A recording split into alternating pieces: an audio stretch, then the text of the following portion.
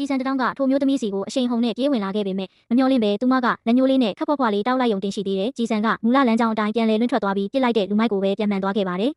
နုနုနဲနဲပုံစံရှိတဲ့ဒီမျိုးသမီးကဒီလောက်အထိအစွမ်းထက်လိုက်မယ်လို့ဘယ်သူမှမထင်ထားခဲ့ကြပါဘူးအဲ့ဒီနောက်မှာတော့သူမဟာရဟတ်ရင်နဲ့အိမ်ကိုအပြေးလွှားပြန်လာခဲ့တယ်သူမရဟတ်ရင်ပေါ်ကဆင်းလိုက်တဲ့အချိန်မှာပဲကောင်လေးတစ်ယောက်ကပြေးလာပြီးသူမကိုတင်းတင်းကြပ်ကြပ်ဖတ်ထားလိုက်ပါတယ်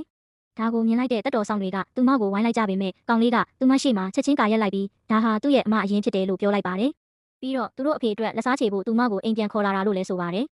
နောက်ဆုံးမှာတော့ထိုမျိုးသမီးဟာအာနာရှိတဲ့ဟန်ပန်နဲ့အတူသူမရဲ့အမွေဆက်ခံခွင့်ကိုတောင်းဆိုဖို့ပစိန်တလက်ကိုကင်ပြီးပြန်လာခဲ့ပါတယ်သူမဟာအစည်းအဝေးခန်းမှာတကားကိုပစိန်နဲ့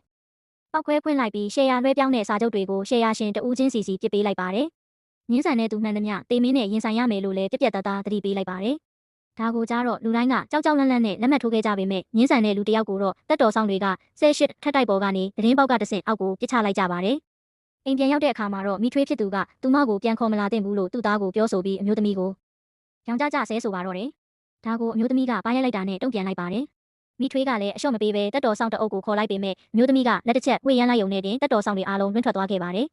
ကောင်လေးကတော့ဒီအမျိုးသမီးဟာသူတို့ကိုကူညီဖို့ပြန်လာတာဖြစ်ကြောင်းရှင်းပြခဲ့ပါတယ်။အဲ့ဒီအချိန်မှာပဲဝမ်းကွဲမောင်နှမတစ်ယောက်ကပြဿနာရှာဖို့ရောက်လာပြီးအဖေဖြစ်သူရဲ့နာရီခမ်းမရှိမှတဲ့မိထွေးကိုရိုင်းဆိုင်ဆက်ဆံပါတယ်။ဒါကြောင့်အမျိုးသမီးကသူ့ကိုချက်ချင်းပဲပညာပေးလိုက်ပါတယ်။နောက်ပိုင်းမှာအမျိုးသမီးကသူမအဖေရဲ့အယိုးပြာကိုသုံးပြီးလက်ဖက်ရည်ဖြောတောက်ခဲ့ပါတယ်။တငုံတောက်ကြည့်တဲ့အခါမှာတော့အရသာကချိုနေတာကိုတွေ့လိုက်ရတယ်။တကယ်တော့သူမရဲ့ဒုတိယအကိုဖြစ်သူကအယိုးပြာအိုးကိုခိုးလဲထားတာဖြစ်နေပါတယ်။ဒါကြောင့်အမျိုးသမီးကကောင်လေးကိုခေါ်ပြီးသူ့ကိုလိုက်ရှာပါတော့တယ်။သူမကထိုလူကိုရေကူးကန်ထဲကနေချက်ချင်းတက်လာဖို့ပြောပေမဲ့သူကတော့အမျိုးသမီးနှစ်ယောက်ကိုတင်းတင်းဖတ်ထားပြီးမတက်ဘဲနေပါတယ်။အဲ့ဒီအခါမှာတော့အမျိုးသမီးကရေကူးကန်ထဲကိုငွေအချို့ခတ်အေးအေးပဲပစ်ထည့်လိုက်ပါတော့တယ်